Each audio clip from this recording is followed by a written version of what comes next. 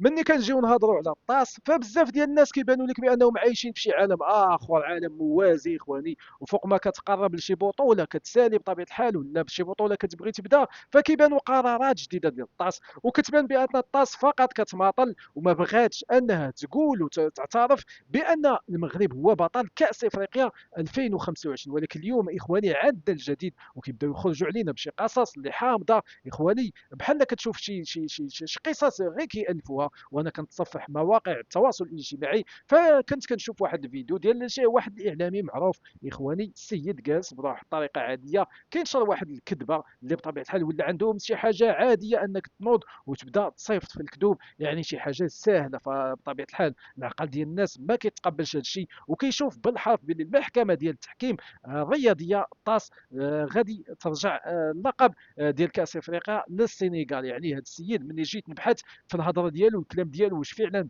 غادي ترجع للسينغال، فلقيت اخواني باللي هذا جزائري. وبطبيعه الحال حضروا راسكم اخواني، فدائما اذا خرج شي واحد ودوا على شي مستجد، فشوفوا الهويه ديالو، حضروا اخواني من الصحافه اللي كتكون اصلها يا اما من الجزائر يا اما من مصر. حضروا راسكم، وبزاف وبزاف هي بطبيعه الحال الصحافه ديال الجزائر هي اللي ضغطت باش انه يكون هذا الشيء كامل يمشي للسينغال، وباللي تبقى هي الجزائر هي القوه الاقليميه حاليا، حيت هما يلاه خداو كاس افريقيا وما بغاوش المغاربه حتى هما يشوفوا ديك الفرحه. فخلينا نوجد معكم كل شيء اخواني. فبعض الخرافات اللي كتروج حاليا وكيروجوها شي ناس باغين انهم يرضيو غير ريوسهم بطبيعه الحال ويرضيو الشعب ديالهم، هذوك الناس اصحاب الاشاعات، فعايشين معنا في عالم اخر. فباش نكونوا واضحين وبطبيعه الحال نكونوا كنعرفوا كل شيء، فهذه ماشي اول مره كنشوفوا فيها محاولات بائسه باش انه يتم التحريف ديال الواقع، باش اننا نعطيو الكل ذي حق حقه ونتكلموا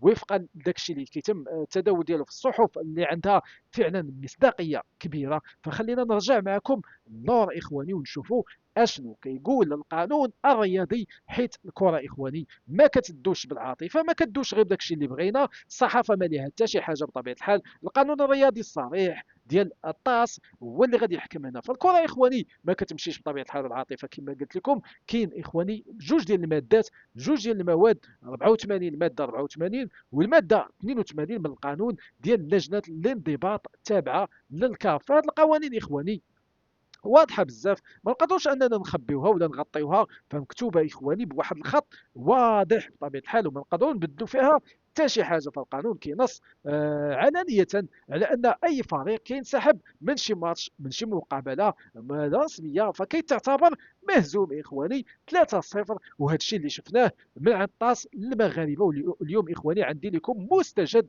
بان الطاس فعلا في شهر 10 في 8 في شهر 10 غتعلن المغرب بطل كاس افريقيا. وعندي بزاف ديال الامور اخواني كيبينوا هذا الشيء، يعني بشهادات المحاميين ديال المغرب والمحامين ديال السنغال المقربين من هذا الملف، وعارفين مزيان باللي الموقف ديالهم قانونيا موقف ضعيف وضعيف بزاف، وهما حتى هما خاسرين قدام المغرب، يعني حيت هما اختاروا انهم ينسحبوا وينسحبوا ويعطيو بطبيعه الحال ذاك الثمن ديال الانسحاب ديالهم قانونيا. اخواني المحامين ديال السنغال نفسهم اكدوا في الدفاع ديالهم باللي القضيه صعيبه، يعني ملي كيخرجوا للجامعه السنغاليه وكيقولوا لهم باللي القضيه صعيبه وحنا غير واقفين تما بحال شي بيادق غير باش نقولوا حتى حنا راه عاطين المحامين ديالنا وباللي حتى حنا محاميين، ولكن القضيه راها صعيبه حيت القانون 82 اخواني وحتى 84 راه واضح وكيقول بان السنغال هي الخاسره في هذه المقابله، وباللي المغرب هو الطرف اللي ماشي غير انه ضامن الحقوق ديالو، بل اخواني متاكدين